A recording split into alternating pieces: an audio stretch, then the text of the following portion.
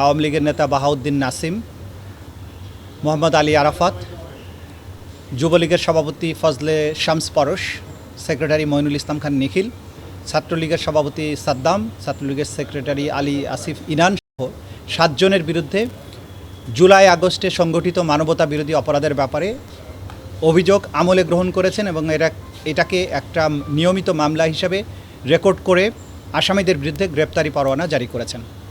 আগামী 29শে ডিসেম্বর এই আসামিদেরকে গ্রেপ্তার করে আদালতে উপস্থিত করার জন্য আইনশৃঙ্খলা রক্ষাকারী বাহিনীকে নির্দেশ দেওয়া হয়েছে। এটা ছিল আজকের মূল প্রসিডিংস। আপনারা সবাই জানেন যে ওবায়দুল কাদের সরকারের একজন প্রভাবশালী মন্ত্রী ছিলেন এবং আওয়ামী লীগের সাধারণ সম্পাদক হিসাবে জুলাই আগস্টে বাংলাদেশে যে গণহত্যাগুলো হয়েছে সেই গণহত্যার পরিকল্পনা, নির্দেশ এবং বাস্তবায়নের ক্ষেত্রে গুরুত্বপূর্ণ ভূমিকা পালন করেছেন এবং একসাথে তার দলের অন্যান্য নেতারা, বিশেষ করে বাহাউদ্দিন নাসিম, আলী আরাফাত, তারা এই পুরো প্রক্রিয়াতে সরাসরি সম্পৃক্ত থেকে এই হত্যাকাণ্ডকে ফ্যাসিলিটেট করা, হত্যাকাণ্ড সংগঠনের পরিকল্পনা করার ব্যাপারে তাদের বিরুদ্ধে অভিযোগ আনা হয়েছে। আপনারা এটাও জানেন যে জুলাই আগস্টে যে হত্যাকাণ্ড বাংলাদেশে সংগঠিত হয়েছে সেখানে পুলিশের পাশাপাশি বা অন্যান্য বাহিনীগুলোর পাশাপাশি অক্সিলিয়ারি ফোর্স হিসাবে আওয়ামী লীগ, যুবলীগ এবং ছাত্রলীগ এই 3টি বাহিনী সরাসরি আক্রমণে অংশগ্রহণ করেছে এবং নির্মম নিষ্ঠুরভাবে ছাত্র জনতার আন্দোলন দমনে তারা হত্যাকাণ্ড চালিয়েছে, অত্যাচার করেছে, মানুষকে অঙ্গহানি করেছে, মানুষকে বন্দী করেছে এবং অন্যান্য ধরনের অপরাধ করেছে।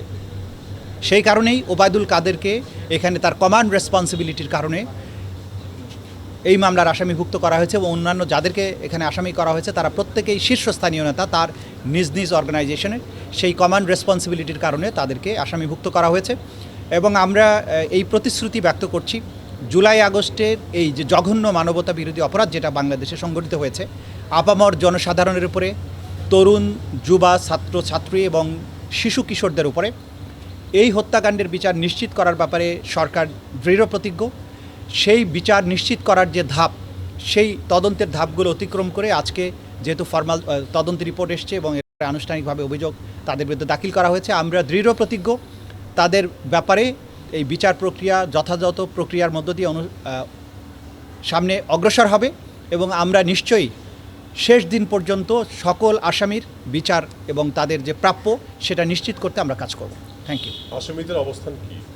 আসামিরা প্রত্যেকেই পলাতক আছেন, এই জন্য আইনশৃঙ্খলা রক্ষাকারী বাহিনীকে নির্দেশ দেওয়া হয়েছে তাদেরকে গ্রেপ্তার করে আদালতে উপস্থিত করার জন্য। যদি তাদেরকে গ্রেপ্তার করা না যায়, আইন অনুযায়ী অগ্রসর হবে, তাদের জন্য অনুপস্থিতি ডিক্লেয়ার করে পত্রিকায় বিজ্ঞপ্তি দেওয়া হবে তাদেরকে হাজির হওয়ার জন্য। তারা যদি স্বেচ্ছায় হাজির হন তাহলে তাদেরকে ডিফেন্ড করার জন্য সরাসরি নিজেরা আইনজীবী নিয়োগ করে এখানে ডিফেন্ড করতে পারবেন। তারা যদি আইনগত এই প্রক্রিয়া, আদালতের এই প্রক্রিয়াকে শ্রদ্ধা না করেন, তারা যদি তাদের নির্দোষিতা প্রমাণ করার জন্য নিজেরা আদালতে, সেটার দায় দায়িত্ব তাদের নিজেদের। ন্যায় বিচার তাদের এই পলায়নের জন্য বসে থাকবে না।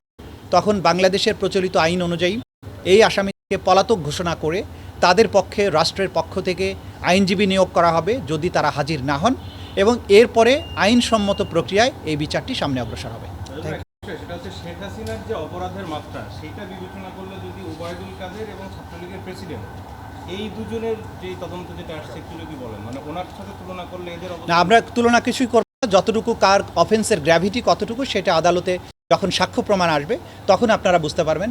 খোলা চোখে তো আপনারা বুঝতে পারছেন যে আওয়ামী লীগের সাধারণ সম্পাদক, সভানেত্রী বা সভাপতির পরে সাধারণ সম্পাদক, সুতরাং মূল প্রক্রিয়ার কমান্ড রেসপন্সিবিলিটি তার আছে।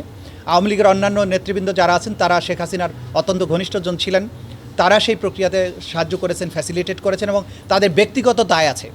আওয়ামী লীগের নেতারা সবাই যে একইভাবে কাজ করেছেন তা নয়, যে সমস্ত নেতারা মূল ভূমিকা পালন করেছেন তাদের ব্যাপারে এই চার্জগুলো আনা হয়েছে এবং যুবলীগ এবং ছাত্রলীগের প্রেসিডেন্ট সেক্রেটারিকে আনা হয়েছে, কারণ এই দুটো বাহিনী ছাত্র জনতার উপরে আক্রমণে নিষ্ঠুরতা চালানোর ব্যাপারে তাদের ভূমিকা সর্বজন বিদিত এবং এটা আদালতের আমাদের তদন্ত সংস্থার তদন্তে অত্যন্ত অকাট্যভাবে প্রমাণিত হয়েছে, যে কারণেই আমরা তাদের বিরুদ্ধে চার্জটা এনেছি এবং বিচারিক প্রক্রিয়ার মধ্য দিয়ে আপনারা বুঝতে পারবেন যে এদের কার কোথায় কী ভূমিকা ছিল। জি, থ্যাংক ইউ।